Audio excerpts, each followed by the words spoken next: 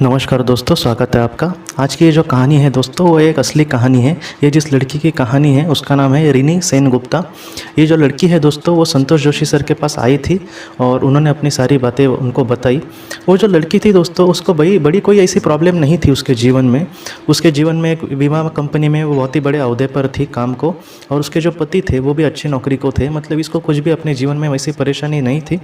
लेकिन क्या होता है दोस्तों, कभी कभी कुछ लोग ऐसे होते हैं ना कि हाँ, आपको भी ऐसा लगा होगा बहुत बार कि हमारी ज़िंदगी का कुछ मकसद और है, या फिर मैं जो काम कर रहा हूँ भले उसमें उससे मैं अच्छा उसमें कमा रहा हूँ या फिर बहुत ही अच्छे से जी रहा हूँ, लेकिन अंदर कुछ ना कुछ चीज़ ऐसी है जो अधूरी है या फिर समाधान नहीं है।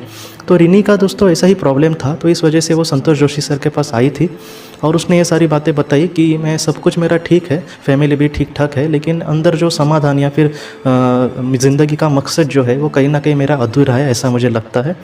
तो संतोष जोशी सर ने कहा कि हम आपका पास्ट लाइफ रिग्रेशन करके देखते हैं। दोस्तों, जब पास्ट लाइफ रिग्रेशन उसका किया गया तब उसने ये देखा कि एक जन्म में वो बौद्ध भिक्षुक थी, और जो बौद्ध भिक्षुक होते हैं उनमें एक शिक्षक थी। मतलब जो नए शिष्य वगैरह होते हैं तो उनको ये शिक्षा देती थी और उसको बहुत ज़्यादा सुकून मिलता था, मतलब भगवान का एक आध्यात्मिक ज्ञान उन बच्चों को देने के लिए, और बहुत ही अच्छे से अपनी ज़िंदगी उसने वो जी थी दोस्तों। और एक जन्म में दोस्तों उसने ये देखा कि वो एक शिक्षक ही थी, उसमें भी वो कि बच्चों को पढ़ाती थी, लेकिन जो गरीब बच्चे हैं उनको वो पढ़ाने के लिए बहुत ज़्यादा कोशिश करती थी, या फिर बहुत ज़्यादा वो अपनी ज़िंदगी में मतलब उसको सुकून महसूस होता था उन लोगों को पढ़ाने के लिए। और उसने ऐसे ही जन्म दिए देखे दोस्तों जहाँ पर ये किसी को ज्ञान दे रही है या फिर किसी के अच्छे के लिए कुछ कर रही है। तो इस वजह से रिनी को पता चला बाद में कि उसके जीवन में सच्ची चीज़ क्या है दोस्तों। और उसने क्या किया, ये सारा पास्ट लाइफ रिग्रेशन जब ख़त्म हुआ तब उसने संतोष जोशी सर को कहा कि मुझे अब अपनी ज़िंदगी का मकसद मिल गया है। और उस लड़की ने क्या किया दोस्तों, उसने अपनी वो नौकरी छोड़ दी, और उसके पति भी, हस्बैंड भी अच्छे नौकरी के थे, तो इसलिए उसको भी ज़्यादा परेशानी नहीं हुई। लेकिन बाद में रिनी ने दोस्तों एक एनजीओ खोली खुद की, और वो ऐसे ही गरीब और असहाय लोगों को मदद करने की कोशिश करती थी। ऐसे जो बच्चे हैं जो परिस्थिति की वजह से बेचारे सीख नहीं सकते, पढ़ाई कर नहीं सकते, जीवन में कुछ आगे कर नहीं सकते, तो अपने हिसाब से उनको पढ़ाती भी थी और जितना हो सके उनको आगे सक्सेसफुल होने के लिए मदद भी करती थी दोस्तों। और जब उसके बाद वो ये सारी चीज़ें करने के बाद जब संतोष जोशी सर को मिली तब वो बहुत ही ज़्यादा खुश थी, और उन्होंने कहा कि मेरी ज़िंदगी का मुझे मकसद मिल गया है।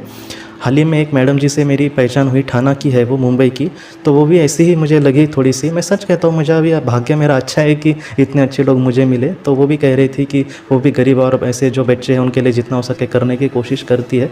तो सच में ऐसे जो लोग हैं दोस्तों, मुझे लगता है कि ऐसे लोगों के मन में जो दया है वो इतनी बड़ी है ना, या फिर मैं तो कहूँगा कि ये कहीं ना कहीं परमेश्वर का ही अवतार है कि दुनिया में आकर किसी के लिए कुछ करने की कोशिश करते हैं, और ख़ुद के लिए एक रुपए की भी या फिर किसी भी चीज़ की वो आशा नहीं करते, सिर्फ दुनिया के लिए कुछ करने की कोशिश करते।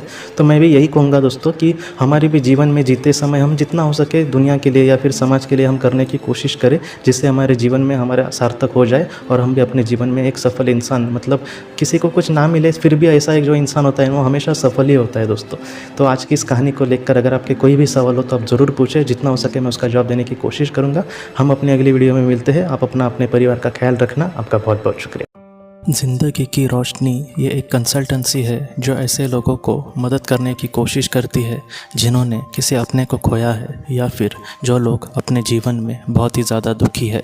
जो लोग इस संस्था के साथ जुड़ेंगे उन्हें पास्ट लाइफ रिग्रेशन की ऑडियो, ध्यान करने के लिए 5 ऑडियो, 10 ऑडियो बुक्स, और उसके साथ साथ PDF किताबें, मतलब ऐसी किताबें जो मोबाइल या फिर लैपटॉप या फिर कंप्यूटर पर आप पढ़ सकते हैं, ऐसी किताबें उन्हें ईमेल पर या फिर व्हाट्सएप पर भेजी जाएंगी।